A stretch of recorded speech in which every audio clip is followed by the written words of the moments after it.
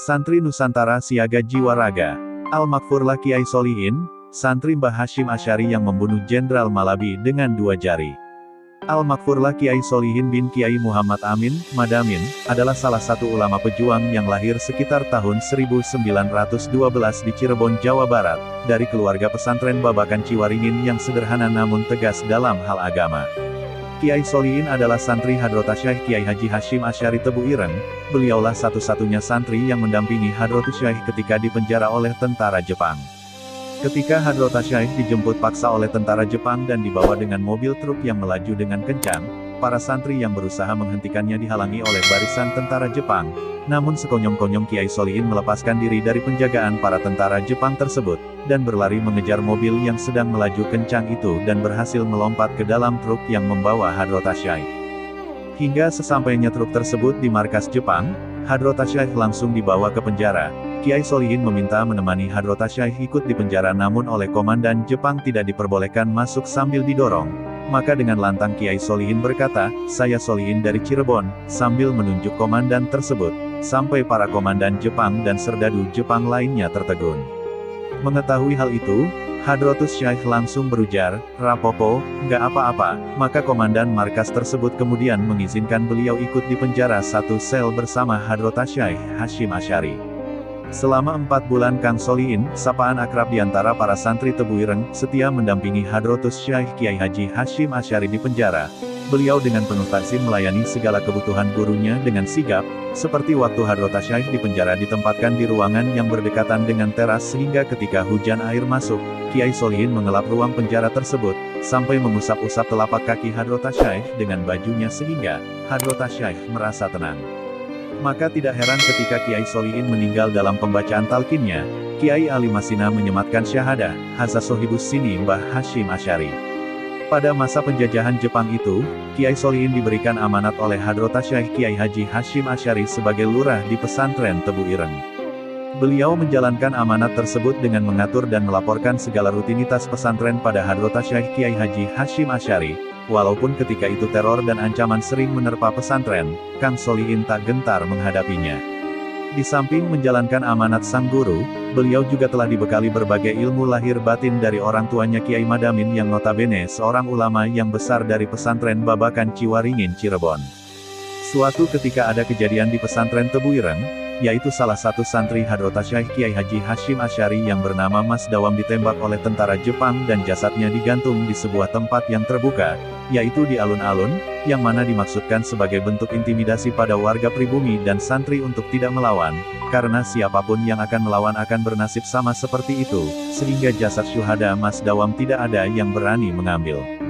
Dengan perasaan duka yang mendalam serta penuh keprihatinan, Hadrotas Syekh Kiai Haji Hashim Asy'ari memerintahkan Kang Solihin untuk mengambil jasad Mas Dawam yang digantung tentara Jepang tersebut. Maka dengan tekad yang kuat beliau menyatakan siap. Hingga kemudian Hadrotas Syekh membekali Kang Solihin dengan sepucuk pistol milik Gus Kolik, salah satu putra beliau.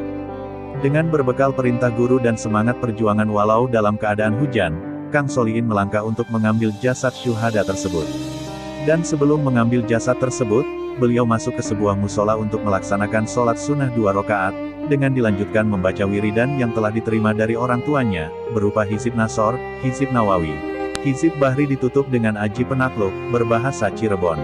Hingga senja hampir maghrib, saat beliau keluar dari musola tersebut sambil membawa beberapa jamaah untuk ikut dalam misi penyelamatan tersebut.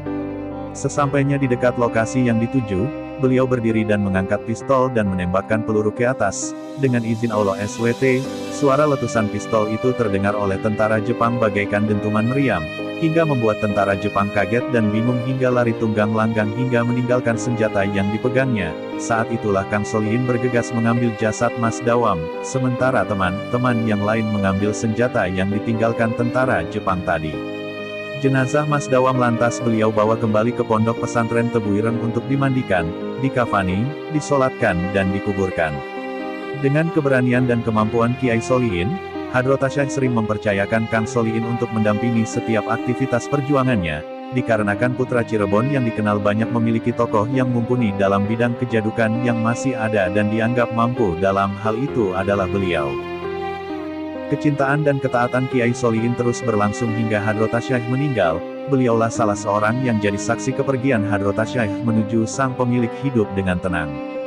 Kiai Solihin tak sekedar pembantu, melainkan tangan kanan Hadratus Syekh Kiai Haji Hashim Asy'ari. Beliau dikenal tegas, pemberani, dan ditakuti santri-santri. Beliaulah, menurut cerita tutur banyak orang, yang membunuh Jenderal Malabi, sang pemimpin tentara Inggris di Surabaya, dengan kedua jarinya tepat di tenggorokan sang jenderal.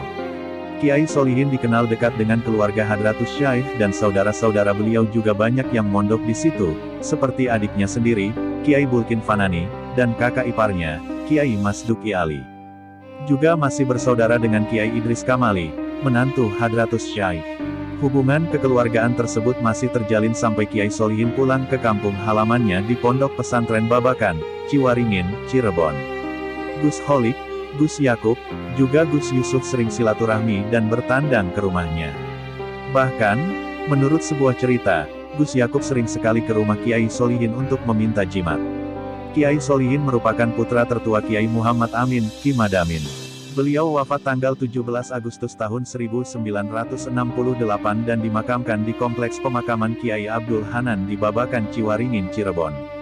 Pada saat dimakamkan tak sedikit keluarga Hadratus Syekh yang hadir dan ikut mendoakan langsung.